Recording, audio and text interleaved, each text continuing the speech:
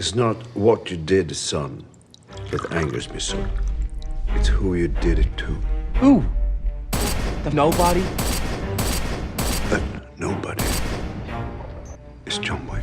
Never stop, I'll get it if I want it. Gotta make to myself a promise. I won't quit, keep going till I got it. I won't give up till I'm on top. Yo, I ain't the type to give up. If I do something, man, I do it till I get what I want. I turn a business out of nothing into something I love. I got a poker face, but honestly, I'm not one to bluff. I flip a switch, never miss, man, I always stay up. Don't let them see you. Always have a plan to stay tough. This life ahead of you ain't easy, it was built to be rough. But that's what makes a personality is tragedy, bro.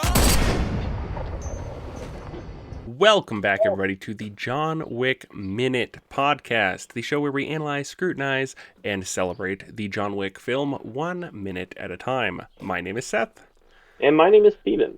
And if you hadn't noticed, we're missing one of our co-hosts. That would be because he is MIA and unable to come to record with us today because he's doing things, being busy with life and whatnot. However, we discovered we flubbed. A little bit. In preparing for this episode, we realized we merged minutes 24 and 25 and accidentally did minute 26 as minute 25. Whoops. Yeah. So you've kind of already heard all the content of the minute, if you've listened this far, that is. Yes. Which, whoops. Thanks for Whoopsie. listening so far. We're almost half an hour into this movie, by the way, which is insane. Yeah. And no one's died yet, except the dog. That's true. I didn't realize this movie Well, and his went wife. so long. But yeah. The action hasn't started. No one has been shot Yes. Fair enough. or stabbed with a pencil. Yeah, well, that doesn't happen at all in this movie. That's true. So basically what we're going to do is we're going to kind of just discuss what's happened up to this point, do like a nice big overview, umbrella kind of deal, and maybe build the anticipation for the next upcoming minutes because they start to get spicy. And stay tuned for the end of the episode where we will talk about our first actual social media outlet where you can interact with us. Minus YouTube comments. You can do that in YouTube comments too, but Yeah. We'll talk about that at the end of the episode. Cool. So we're 25 minutes in, technically 26, but what all has happened so far, and what have you missed if you're just coming in on the 26th episode? That's what we're here for. Yeah. So basically, we have spent a lot of time talking about color grading in this film. And then up to this point, it seems to have signified things, and then it kind of now seems like they're willy-nillying it a little bit. What looks coolest? Right. Yeah. It was tied to the emotional weight of the scenes all the way up until we started seeing Vigo, which was last week. So now I don't know what to do about that. Yeah. Yeah. I think it's just to look cool now. I mean, I'm sure there's reasons deep down that I'm not going to go into the English major pastime of trying to determine the meaning behind every color, but, It still makes sense because right now at minute 26, John is in his basement clearing away the rubble, and it ends with him like finding the top of a wood crate. And that's still the gray tone, but Vigo's is the gold tone. It's like, why? It makes sense that John's like angry and depressed, so that still works. But the other one, who knows? Yeah. So you've missed a lot of talk about Tahoes, color grading. There we caught a mistake in the movie. There is an umbrella in the cemetery scene that is messed up. Yes, sir. Between two cuts, he holds two completely different umbrellas. And once you see it, you can't unsee it. We also pointed out that John Wick uses his blinker to turn into his garage. Which I don't think anyone does. Not really. No, especially because it's a private driveway. Right. Yeah. But he's John. He has a very nice car. So Yeah. I'll give him that. One of the best cars in the movie. So I've actually, while we're talking about cars, because I'm here, recently watched on Peacock, because we had it for a little bit because the Office Superfan episodes are on there. Nice. But anyway, they have a documentary about the 50-year anniversary of the Mustang, and because of this, it was featured in a short clip of John driving the Mustang at the airport scene. But all the different times Mustangs have showed up in major movies, showed up very quickly. Very, very cool documentary is called A Faster Horse. Very good, but it also tied into another movie that I had just watched that also answers something that we saw in Aurelio's shop that I didn't understand at the time. So I want to talk about that just real brief here. All right. So as you can tell, I sound different now, but that's okay. We'll pick up where we were. When John first walks into Aurelio's shop, there is a blue and it kind of orange GT40, a Ford GT40 with the number 6 on the hood. I knew nothing about it when we did that episode. All I could find was that it existed, and I didn't go any further. Then, like a few days later, I watched the movie Ford versus Ferrari with Christian Bale and Matt Damon. Nice. Very good movie, especially for car likers or car lovers or budding car enthusiasts. But it's about the creation of the first Ford GT40, which won the 24-hour Le Mans race. And this one was the next winner, the blue with the orange, Nice. was the 68 Le Mans winner. So, yeah. Highly recommend that movie, too. It's a good movie. I have not seen it. I have heard good things. I just never got around to watching it. Yep.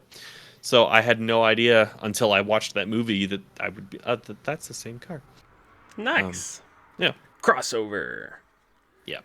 And of course, the one in the shop is a replica because Ford GT40s, especially that one, is, I think there were 2 of them and they're in museums. So I would just like to point out that those of you who are listening are missing quite the visual treat at the moment, because in the background of Steven's camera, I see a Disney princess balloon with Belle and Jasmine and Snow White on it while we're talking about John Wick.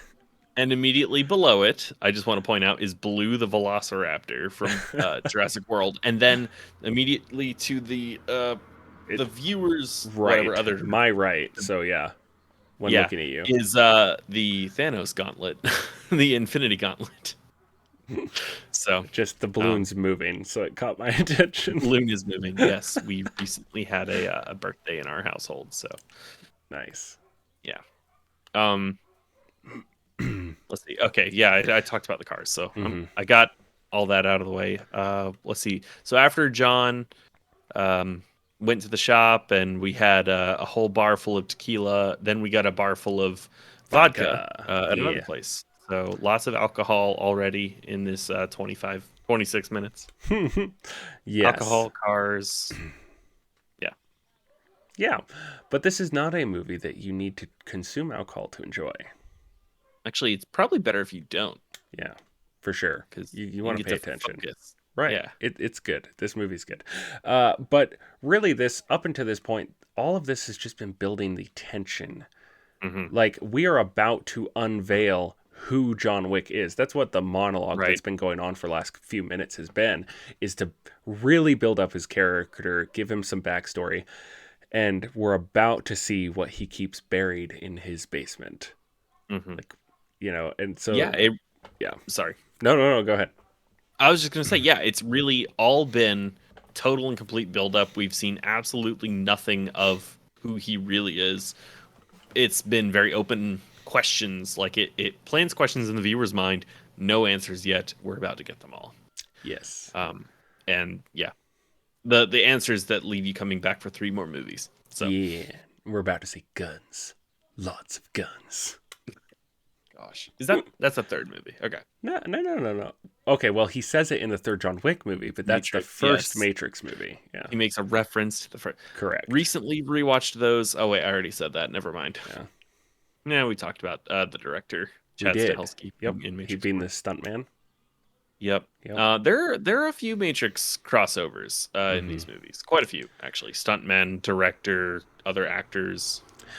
As far as actors go, I don't think this one has any. But obviously, Lawrence Fishburne comes in the next movie. Yeah, I don't remember. It's IMDb trivia. It's somewhere. There's like 6 actual people that are crossovers between stuntmen and actors and director and stuff. But, nice. I saw a TikTok. I call it a TikTok. I don't have TikTok. It was a YouTube short. But it was some little kid met Keanu Reeves at a Comic-Con or something and got his autograph, and the kid was like, I am your biggest fan. You are probably my favorite actor. He's probably like 8. And I was like, dude, how do you even know who he is? You're 8 years old. Your parents should not be letting you watch these movies. Yeah, has Keanu Reeves been in any movie that a kid... Well, SpongeBob, I guess he was in that one SpongeBob movie. But, like, even then... No, he does not do kid-friendly entertainment. Not. No. Which is funny for his personality. Right, because he's known even in Hollywood as like being one of the nicest guys, like him and Chris Pratt, right? Yeah. Interesting. Yeah. Yeah. How to not parent 101. Let your kid watch John Wick at 8 years old. To be fair, we watched The Matrix when we were young. Oh, we did, but it was heavily edited. Yeah, close your eyes, turn around, mute this. It was essentially like watching a TV version of it. So any hard language was cut out and scenes were edited. So, but yeah, we did watch the action part when we were younger. I wonder how old I was. That came out in 99. I probably didn't watch it though till I was 10. I remember it was the first time I saw it. All I remember was it was shortly after Easter because we had baskets of candy and Mom was leaving for work or something and said we could only have 2 pieces of candy, and I ended up sneaking more and was caught and while watching The Matrix, and so I wasn't allowed to finish the movie. I was sent upstairs. But yep, that's funny. That's my memory of The Matrix. Nice. Oh, also I recently watched Point Break. I guess that ties into this. You did. What do you think? One I'll probably never watch again. It was okay for one watch, but like, what? If I'm gonna watch Fast and Furious, I'm gonna watch Fast and Furious. No. I like Fast and Furious, but like Point Break, it's Patrick Swayze and Keanu Reeves. I like Patrick Swayze. Actually, I liked him a lot in that movie. I've seen him in a few things. I probably liked him most in that role than Dirty Dancing, Ghost. You know, I actually liked him better in. Have you seen Roadhouse? I have not. Another movie you should watch the made-for-TV version of, but it's a good movie. Like there actually is a minute by minute for Roadhouse. So Roadhouse Minute is out there. Listen for that. Out, people. That movie is pretty great for Patrick Swayze anyway. Actually, I think Point Break has a minute by minute as well. Ignore my dog if you hear him. But anyway, either way, yeah. So where did Keanu Reeves' acting go? Because he actually had acting in Point Break. I told you guys, you don't give him enough credit, but you guys haven't seen like his range. I don't know. I think he kind of fell into his niche, right? So Nicolas Cage has done the same thing. Nicolas Cage has his niche. He's the same eccentric, over the top in every movie he's in, right? Will Smith, he's the same person in all. You watch the movie because you want to see Will Smith, right? Will Smith is going to shine through. Tom Cruise, same thing. Yeah. And so I think he kind of fell into this character because it's also who he is in real life, and that's just decided where he's going to stay. And he's been successful at it, so can't as really far fault as him. we know, he has killed fewer people in real life. I don't know about none, but as far as we know. Oh, that's funny. Although Taron Tactical did call him the deadliest person in Hollywood. So yes, he's received more training, I think, than anybody else with firearms. And of course, he's done the actual martial arts training that most Hollywood people, like, they'll do, the month or two so they can make the scenes passable. But he's an actual, like, martial artist. Yeah. Which you have those scattered about. Like, for example, the fourth movie, the big fat villain guy he fights, in real life is not fat. And he's been in movies he was in Ip Man 4.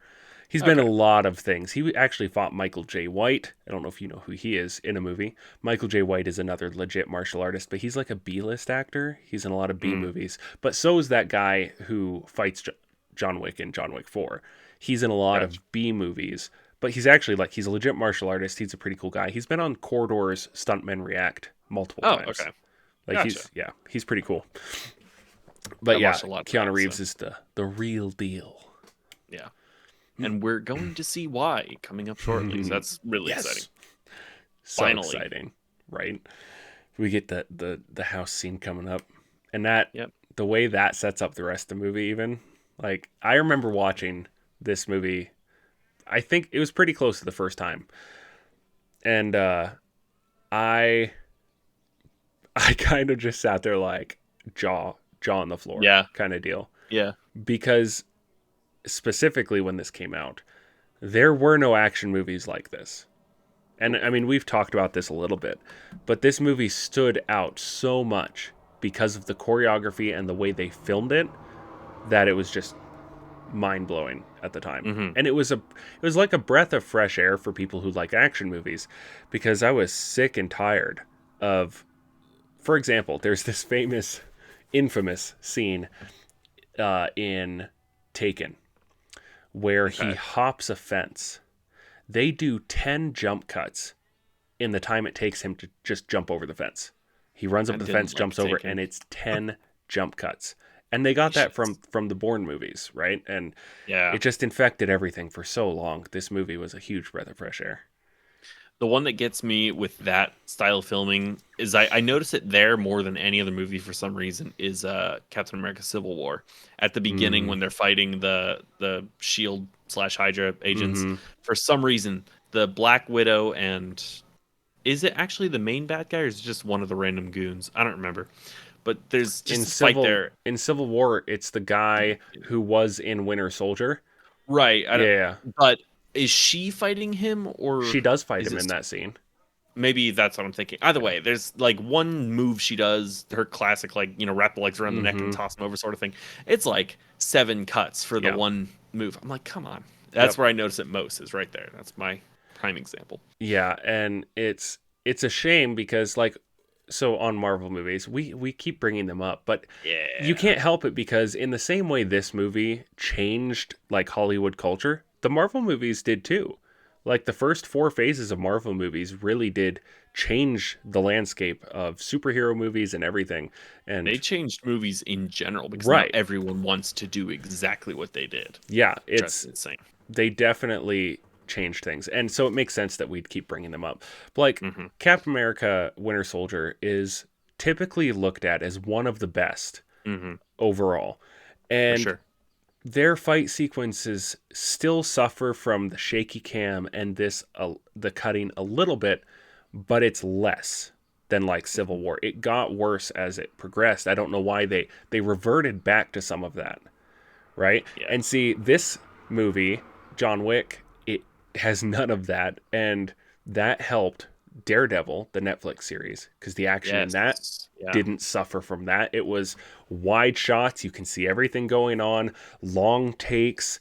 The epic hallway sequence. The hallway scene. So good. So, why do hallways make great scenes? Because it's a confined space, right? Yeah. And then that bled over into The Punisher with John Bernthal, and he had his own hallway scene that was freaking epic. So, awesome. Yeah, I don't know why Disney Marvel couldn't learn from the success of these kind of things. They kind of went backwards. But I mean, they still have some good scenes, but they would have been just better had they been able to film them a little bit more like this. Sure. I don't think they're gonna do. I mean, okay, so I was thinking about this earlier. I don't know what we're talking about this episode anymore. Who cares? But because it's a filler episode because we screwed up. Whoops. So you're just here for pure unfiltered. Oh, come on. I have done that twice. I have done that twice and you have not caught it. Done what now?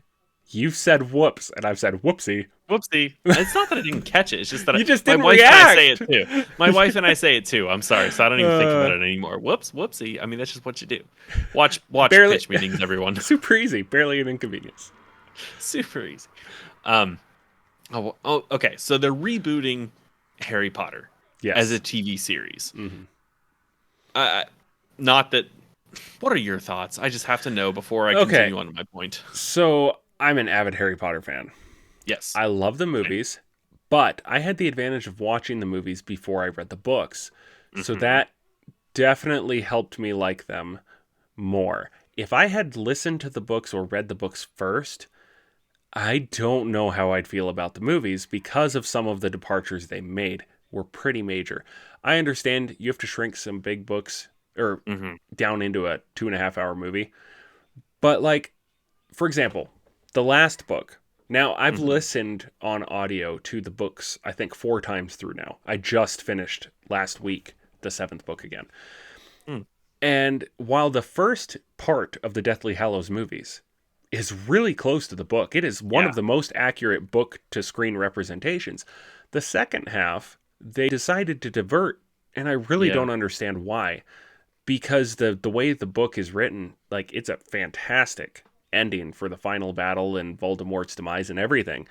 And they made it a big action sequence. Now, when I first watched it, I thought the action sequence was super cool. But on my 4th time through the book, I'm like, man, this is way cooler. So I actually really would like... Now, the hard part is because the casting is so iconic that it's going to be really hard to get used to new people being these characters. And maybe they, like, the fear is always they won't do as good of a job, right? But if they can make a book-accurate TV series, like 1 season per book, which is what I heard they were doing... Yeah. With J.K. Rowling as executive producer, it could actually turn out to be better. It could be, but that was my big thing was casting, right? So firstly, there's only like 7 actors in Great Britain, and they're all in Harry Potter. They're already in the movies. But see, now you could have Patrick Stewart or Ian McKellen. Because Ian McKellen can't be. He's already confused enough with Dumbledore. You don't but need see, to now make him he could play be both. So the reason he wasn't Dumbledore because they asked him to be after. Oh man, I know his name. He passed away after Richard Harris. Richard Harris. After Richard Harris passed away, they asked him to do it, and he declined because Richard Harris actually didn't like Ian McKellen, and so out of respect, he turned. He didn't want to do it. And that's how Ian he got... Ian McKellen can't play the 2 most famous wizards of all time. But he could because he's so good. He could. He would be a good Dumbledore. He legitimately would be. The problem is, will he live for the next 10 years? Because what I don't want is for them to have to replace Dumbledore through everything again. Because that would be another bummer. But Hagrid, you are never going to beat the casting. You can't beat him. And that's, like, that kind of thing has me worried for sure. There was, I've been looking at fan casts all day, actually. Wow, this is off the rails. I'm sorry. But anyway, there were a few that I would have been okay with, but they're not Robbie Coltrane, right? So there was one. Don't hate me. Just think about it for a second. Ricky Gervais. You don't know who Ricky Gervais is? I know who he is. You do? Okay.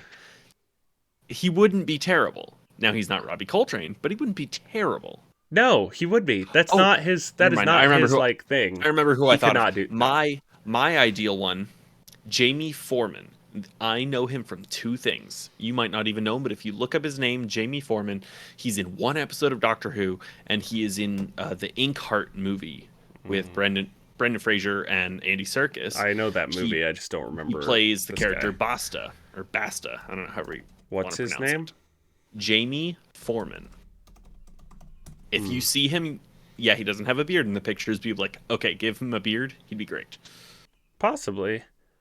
He looks like he could play the part, but I don't know. I've never seen him in anything, so I wouldn't know. I mean, I've seen Inkheart. I just don't remember it that well. Yeah, I think he could. He actually plays a bad guy, which it's not the characteristics, but I think he could do it. If not, he could be Vernon Dursley.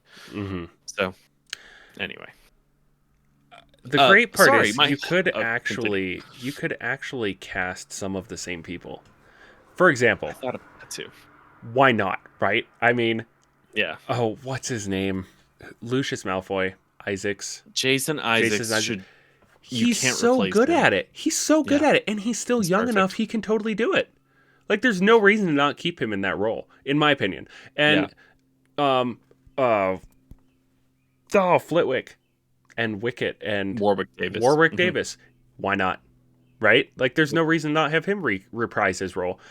Snape would be a tough one to cast, but if you made him as dislikable as he is in the books, Because in the movies, he's more likable. If you make him as dislikable as he is in the books, he could be recast well if you found the right person.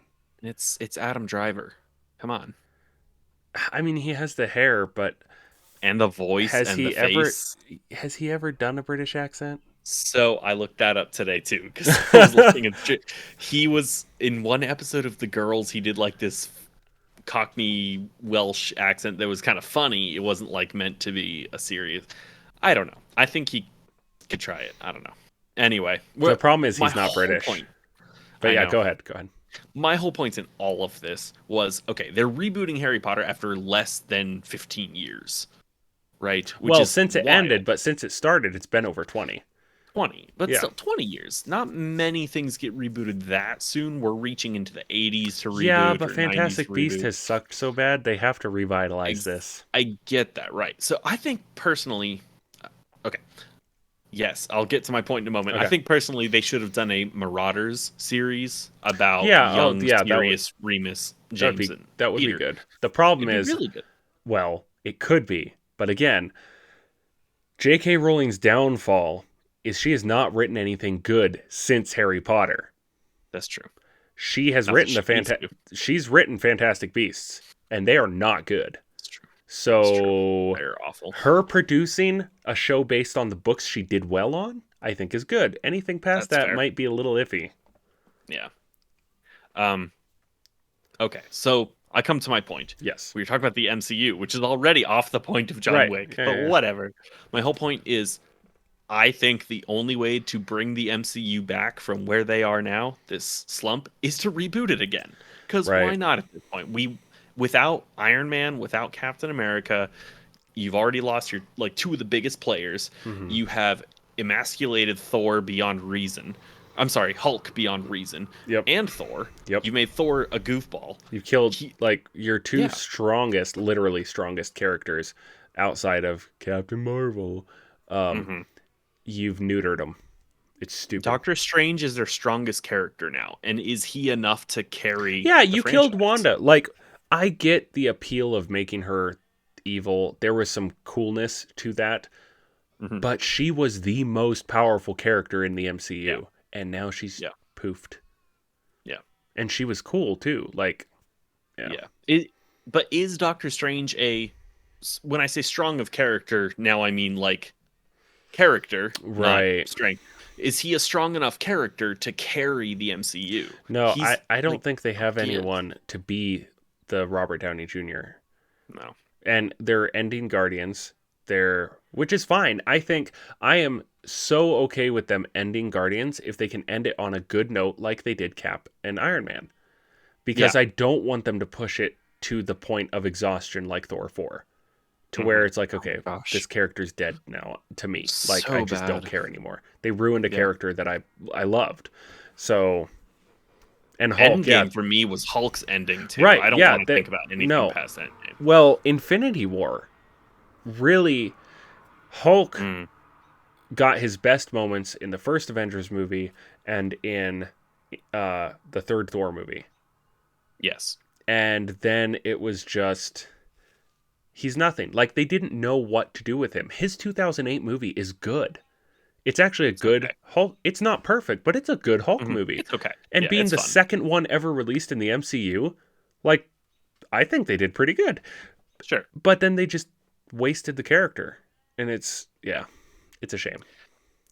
Anyway, all that to say they should reboot the MCU and get better action sequences if they do it. Yes. Follow the action of John Wick to make the action better. Well, and to That was tie the this whole- back into John Wick 4, you haven't seen it yet. So I'm not going to No. spoil it. I'm But sorry, I'll get there. no, you're good. The way they wrote John Wick 4, the ending is to where they could keep going or they can end. And that's all I'm going to say about it. But if you've seen it, you know what I mean. But they haven't ruined the character. And I think they don't want to. Based on the way they wrote this film, I don't think they want to ruin John Wick. I think they would like to, because I think the directors even said, we're going to take a break, focus on the spin-offs for now.